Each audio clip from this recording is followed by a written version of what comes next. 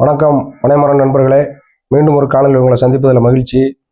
நம்முடைய காணொலிகளை தொடர்ந்து பாருங்க, பகிருங்க, கருத்துக்களை தெரிவிங்க, எங்களுக்கு ஊக்கமாக இருக்கும். நாம் நடந்துக்கிட்டு இருக்கக்கூடிய உண்மைகளை பேசுகிறோம், அதில் கூட குறைவாக எதுவும் சொல்கிறது இல்லை. சில வருத்தங்கள் இருக்கும் ஒரு வாக்காளன் அல்லது பொதுஜனங்கிற முறையில். அது சில நேரங்களில் நம்ம காணொலிகளில் வெளிப்படலாம். அது ஒரு ஆதங்கம் தானே தவிர அது குற்றச்சாட்டு இல்லை. குற்றங்களை குற்றமாகவே பார்க்கிறோம், நன்மையை பாராட்டுறோம். இன்னைக்கு நாம வீடியோக்குள்ள போகலாம். இன்னைக்கு நம்ம நேற்றைய தாவேக அரசுடைய அமைச்சரவை விரிவாக்கத்தை பற்றி ஏறக்குறைய எல்லா யூடியூப் சேனல்களும் சேட்டலைட் சேனல்களும் கருத்துக்களை வெளியிட்டிருக்காங்க. இந்த விஷயத்தில் நம்மளுடைய பார்வை என்னவா இருக்கு அப்படிங்கிறத பகிர்ந்துக்க விரும்புகிறோம். அதில் குறிப்பாக 5ஆம் தேதிக்கு பிறகு, அதாவது 4ஆம் தேதி ரிசல்ட்டுக்கு பிறகு விஜயை சேர்த்து 10 அமைச்சர்கள் பதவியேற்றாங்க. இதெல்லாம் ஏற்கனவே நமக்கு நடந்த செய்தி தான். ஆனால் ஒரு தொடர்ச்சி அப்படிங்கிற அடிப்படையில் இதை தொட்டு போக விரும்புகிறேன். யாருக்குமே இலாகாக்கள், அதாவது துறைகள் ஒதுக்கப்படலை. பிறகு துறைகள் ஒதுக்கப்பட்டுச்சு. அதில் செங்கோட்டையனுக்கு நிதி அமைச்சகம், மற்ற அமைச்சர்களுக்கு முக்கியத்துவம் வாய்ந்த துறைகள் ஒதுக்கப்பட்டது. விஜய்க்கு ஏகப்பட்ட துறைகள் கைவசம் இருந்தது. அதற்கு பிறகு அதிமுகவிலிருந்து பிரிந்து வந்த ஒரு அணி இவர்களை ஆதரிப்பதால் அவர்களுக்கு அமைச்சர் பதவி 5க்கு 1 அப்படிங்கிற அடிப்படையில், அதாவது 25 எம்எல்ஏக்களுக்கு 5 அமைச்சர் அப்படிங்கிற அடிப்படையில் பேச்சுவார்த்தை நடந்ததாகவும் அது நடக்கும் அப்படிங்கிற யூகங்களும் ஹேஷியங்களும் வந்துகிட்டு இருந்தது. ஆனால் எடப்பாடி அவர்களுடைய நடவடிக்கையின் காரணமாக கட்சித்தாவல் தடை சட்டம் அவர்களை பழிவாங்கிவிடும் அல்லது அவர்களை பதவியை பறித்து விடும் சொன்ன காரணத்தினால அந்த பதவி அதிமுக அதிருப்தி அணிக்கு கிடைக்கல. அப்ப வேற வழி இல்லாம அமைச்சரவை விரிவாக்கம் செய்யக்கூடிய நிர்பந்தத்துக்கு தாவேகா முதலமைச்சர் ஆளாயிட்டார். தங்களுடைய கட்சியில் இருந்து புதிய முகங்களை பல்வேறு துறைகளுக்கு அமைச்சர்களா நியமிச்சிருக்காரு. இது எல்லா கட்சிகளும் ஆட்சிக்கு வரும் பொழுது தங்களுடைய கட்சியில் இருக்கக்கூடிய சட்டமன்ற உறுப்பினர்களை அமைச்சர்கள் நியமிப்பது வழக்கம். இதுல புதுமை இல்லை. ஆனா இதுல புதுமை அப்படின்னா என்ன? புதுமை அப்படின்னா யாருமே முன் அனுபவம் இல்லாதவர்கள், ஒரு சிலரை தவிர. ஒரு சிலர்னா என்ன? நம்ம செங்கோட்டையனை தவிர மற்றவர்களுக்கு அமைச்சராக இருந்து எந்த அனுபவமும் இல்லாதவர்கள். சொல்லப்போனா சட்டமன்றத்துக்குள்ளே முதன்முறையாக வரக்கூடியவர்கள், அரசியலில் முதன்முறையாக பயணிப்பவர்கள். அப்ப அவர்களுக்கு நல்ல வழிகாட்டுதலை கொடுக்கக்கூடிய இடத்துல இருக்கக்கூடியது யாரு? தாவேகா தலைவராக இருக்கக்கூடிய முதலமைச்சராக இருக்கக்கூடிய விஜய். ஆனா விஜயும் இதில் இந்த பட்டியலில் முதலிடத்துல வரக்கூடியவர். அதாவது முன் அனுபவம் இல்லை, அமைச்சராக இருந்ததில்லை, சட்டமன்ற உறுப்பினராக இருந்ததில்லை, அரசியலுக்கு புதியவர். ஏதோ ஒரு வேகத்துல மக்கள் எழுச்சியின் காரணமாக அவருக்கு அந்த வாய்ப்பு வழங்கப்பட்டிருக்கு. அந்த வாய்ப்பை அவர் எப்படி பயன்படுத்திக் கொள்ள போறாருங்கிறத வருங்காலங்களில் நம்ம பார்க்க போறோம். இது எல்லா ஊடகங்களும் சொல்லக்கூடிய செய்தி, நாமளும் சொல்றோம். ஆனா இதுல இந்த கூட்டணி அமைச்சரவையில் பங்கேற்று இருக்கக்கூடிய சில பல கட்சிகளுடைய நடைமுறையை பத்தி தான் நம்ம பேச போறோம். தாவேகாவுடைய செயல்பாடுகளை அல்ல.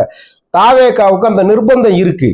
எப்படின்னா, தங்களுடைய மைனாரிட்டி ஆட்சி தக்க வைத்துக் கொள்வதற்கு மற்ற சில கட்சிகளுடைய சட்டமன்ற உறுப்பினர்கள் பெரும்பான்மைக்கு தேவை. அந்த பெரும்பான்மையை தக்க வைத்துக் கொள்ளணும்னா வெளியில் இருந்து ஆதரவு கொடுத்தா அது என்னைக்குமே தலைக்கு மேல் தொங்கக்கூடிய கத்தியாக இருக்குங்கிறது அரசியல் பாலபாடம் படித்தவர்களுக்கு கூட தெரியக்கூடிய விஷயம். அப்ப அது அவர்களுக்கு ஆபத்தாக முடியும் பின்னால.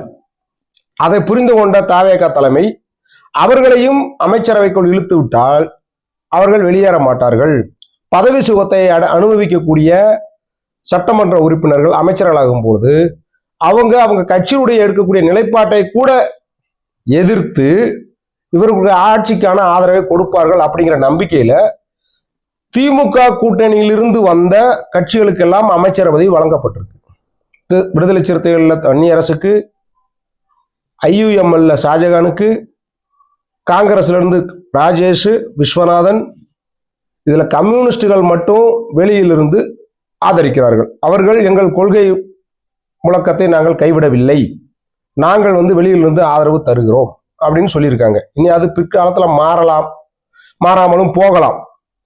ஆனா இந்த கட்சிகள் எல்லாம் உள்ளே வந்த போது என்ன சொல்லி வந்தது? நாங்கள் தொடர்ந்து திமுக கூட்டணியில் நீடிக்கிறோம், நாங்கள் திமுகவின் தலைமையில் இருந்த மதசார்பின்மை கூட்டணியின் வாக்குகளை வாங்கித்தான் வெற்றி பெற்றோம், மக்கள்கிட்ட அதை சொல்லித்தான் நாங்கள் வாக்கு சேகரித்தோம், அந்த அடிப்படையில் தான் எங்களுக்கு இந்த சட்டமன்ற உறுப்பினர்கள் கிடைச்சிருக்காங்க. அப்போ அந்த ஏற்கனவே இருந்த கூட்டணிக்கு நாங்கள் துரோகம் செய்ய மாட்டோம், ஆனா தாவேக்காவினுடைய ஆட்சிக்கு வெளியிலிருந்து ஆதரவு கொடுப்போம். என்ன காரணம்? பின்வாசல் வழியாக கவர்னர் ஆட்சிங்கிற அடிப்படையில டெல்லி பாஜக தமிழ்நாட்டை ஆளுவதை நாங்கள் விரும்பவில்லை.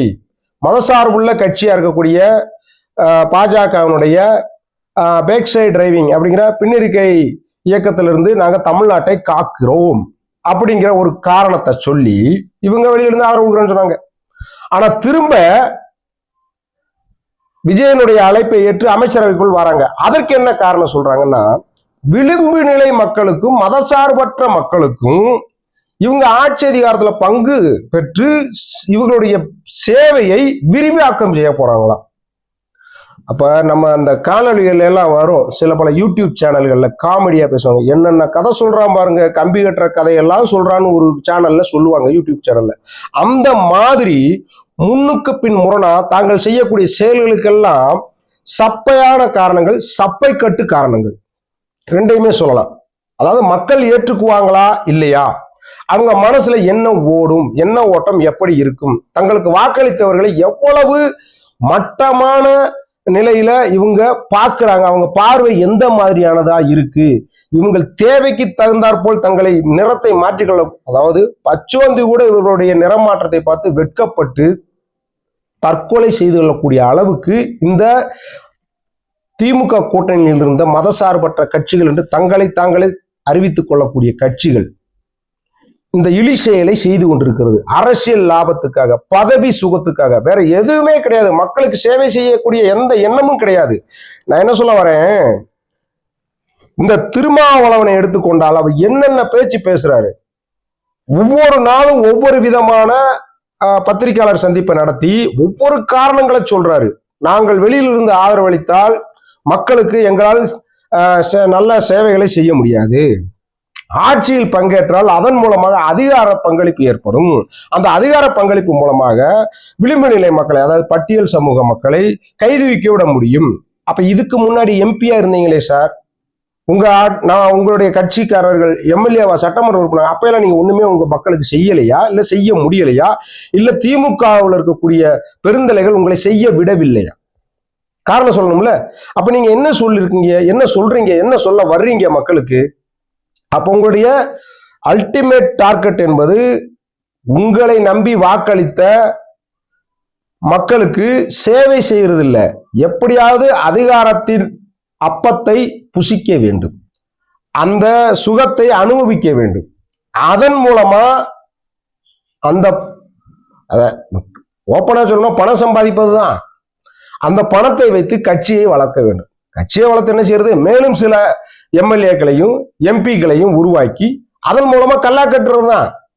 இதுதான் நடைமுறை. இதுல பரிதாபமா பார்க்கப்படக்கூடிய ஜீவன்கள் அப்படிங்கிறது அதிமுகவிலிருந்து பிரிந்து சென்று தாவேகாவுக்கு ஆதரவு கொடுத்த CV Shanmugam, SP Velumani group தான். அவங்களால ஒண்ணுமே செய்ய முடியல.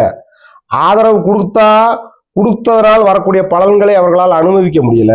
இப்ப எடப்பாடியை நோக்கி திரும்பி செல்லவும் முடியல. ஏன்னா வீராவேசமா பேசிட்டு வெளியே வந்தாச்சு, நாங்க அதை செய்யறோம் பார், இதை செய்யறோம் பார், உங்களுக்கு அதிகாரம் இல்லை, அது இல்லை, இது இல்லை நாங்க அப்படின்னு சொல்லி வசனங்களை வாய் விட்டாச்சு. அப்போ வாயிலிருந்து போன வசனங்களை திரும்ப எடுக்க முடியாது. இதெல்லாம் என்ன சொல்றது, வரலாறா பதிவாயிருச்சு.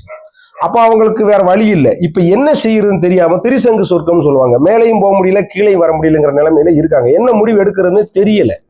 அப்ப இவங்களை எல்லாமே, இவங்களுடைய நோக்கம் எல்லாமே என்னவா இருக்குன்னா, மக்களை முட்டாளாக்கி தொடர்ச்சியா பதவிகள்ல இருக்கணும், அந்த பதவி சுகத்தை வைத்துக்கொண்டு பணம் பண்ணணும், அந்த பணத்தை வைத்து தங்களுடைய தலைமுறைக்கு இந்த மாதிரி ஆட்சி அதிகாரத்திலையும் கட்சி பதவிகளையும் தொடர்ந்து இருக்கணும். தங்களுடைய தலைமுறைகள் எப்படி கருணாநிதி குடும்பம் தொடர்ச்சியா இருக்கோ, எப்படி நேருனுடைய குடும்பம் தொடர்ச்சியா அரசியல்ல இருக்கோ, வெற்றி பெறுகிறார்கள் அல்லது தோற்கிறார்கள் அது வேற விஷயம். ஆனா இருக்கிறாங்க எதுல, இந்த துறையில், அரசியல் துறையில கோல் வச்சுக்கிறார்கள்.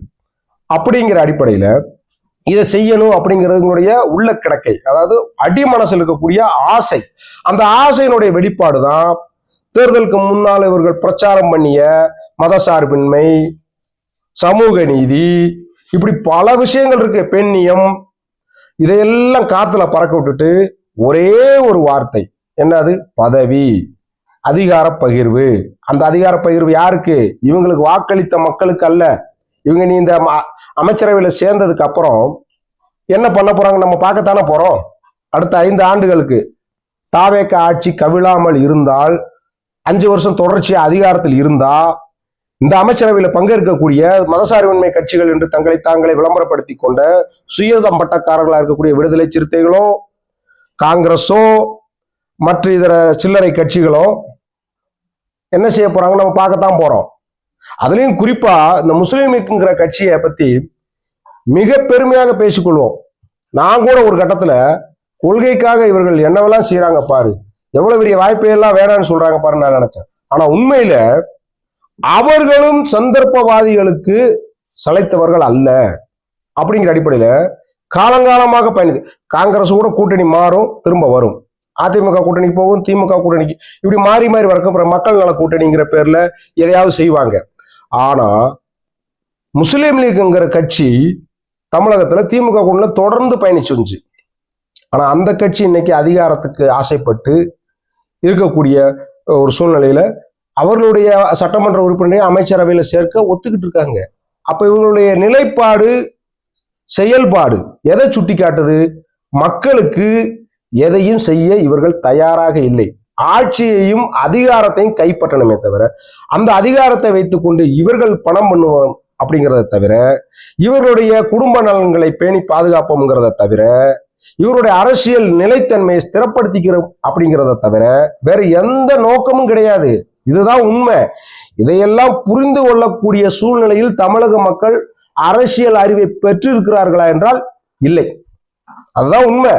அரசியல் அறிவு இருந்திருந்தா இன்னைக்கு நடக்கக்கூடிய அமைச்சரவை பதவியேற்பு, அதாவது நேற்றைக்கு நடந்த பதவியேற்பு எப்படிப்பட்ட கேலி கூத்துன்னு பார்க்கணும். உதாரணத்துக்கு கிள்ளியூரை சேர்ந்த சட்டமன்ற உறுப்பினர், காங்கிரஸை சேர்ந்த ராஜேஷ், அவரால் சட்டமன்ற குழு தலைவருமா, அவர் சுற்றுலாத்துறை அமைச்சரா பதவியே இருக்கிறாரு.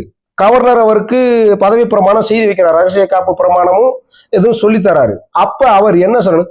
சட்ட திட்டங்களுக்கு உட்பட்டு சட்டசபை உறுப்பினராக ஏற்கனவே சபாநாயகராக பதவியேற்ற அவர் ஆளுநர் முன்னாடி அந்த உறுதிமொழியை எடுத்துக்கிட்டு இருக்கும்போது என்ன செய்யணும்? அவர் சொல்லி கொடுக்கக்கூடிய வாசகங்கள், அவருக்கு அச்சடித்து தரப்பட்டிருக்கக்கூடிய அந்த காகிதத்தில் இருக்கக்கூடிய வாசகங்களை மட்டும்தான் சொல்ல அவருக்கு அதிகாரம், உரிமை.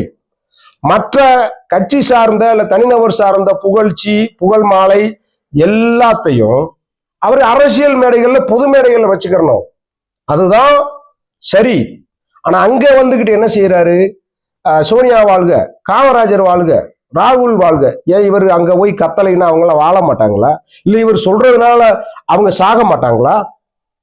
மரணம் எல்லாருக்கும் உண்டு, வாழ்க்கையும் எல்லாருக்கும் உண்டு, அதுல ஏற்றத்தாழ்வுகளும் உண்டு. அப்ப என்ன மாதிரியான பைத்தியக்காரர்களை இந்த மக்கள், அதாவது நாம் தேர்ந்தெடுத்திருக்கிறோம்னு பார்க்கணும். இவர்கள் தான் மக்கள் சேவையை செய்வதற்கு நாம நியமித்திருக்கக்கூடிய மக்கள் பிரதிநிதிகள். அப்ப இவங்களுடைய அறிவு எந்த அளவுக்கு இருக்குன்னு பார்க்கணும். பொது சேவையில அரசியல் சாசன சட்டங்களை பற்றிய தெளிவு, புரிதல் இவங்களுக்கு எவ்வளவு இருக்கு அப்படின்னு பார்க்கணும். இப்ப இவர்களை தான் நம்ம தேர்ந்தெடுத்திருக்கோம். இவங்க கிட்ட இருந்து எந்த மாதிரியான செயல்பாடுகள் நமக்கு வரும், கிடைக்கும், சேவைகள் கிடைக்கும்னு நம்ம பார்க்கணும். அப்போ தகுதி இல்லாதவர்களை நாம் தேர்ந்தெடுத்திருக்கிறோம். அந்த தகுதியற்றவர்களிலிருந்து நமக்கு தகுதியான சேவைகள் எப்படி கிடைக்கும்? அப்ப தவறு யார் மேல இருக்கு? இவர்களுக்கு வாக்களித்த வாக்காளர்களாகிய பொதுஜனமாகிய நம்ம மேலதான் இருக்கு. இதைத்தான் காலங்காலமா அனுபவிக்கிறோம். தனிநபர் துதிபாடல், அந்த துதிபாடல் விளைவாத்தான் இன்னைக்கு பல கட்சிகள் காணாம போயிருக்கு. இது வரலாறு. இது கூட தெரியாத நபர்களைத்தான் கட்சியில மிகப்பெரிய பொறுப்புகளுக்கு நியமிக்கிறான். எதிர்கட்சி தலைவரா, சட்டமன்ற குழு தலைவரா, கொறடாவா, கரடாவா, எதையாவது நியமிக்கிறான். என்ன காரணம்? சமுதாய ஓட்டு வங்கி. இப்படித்தான் செய்யறான். அதனால வருங்காலத்திலேயாவது, குறிப்பா உள்ளாட்சி தேர்தல் வரப்போகுது, இனி புதிய அரசு உள்ளாட்சி தேர்தல் நடத்தும். அதுலயாவது தனிநபர் துதிபாடல் இல்லாம கொள்கை அடிப்படையில் இருக்கக்கூடிய செயல்பாடுகளை சீர்தூக்கி பார்த்து அவங்களுக்கு வாக்களிக்கணும்.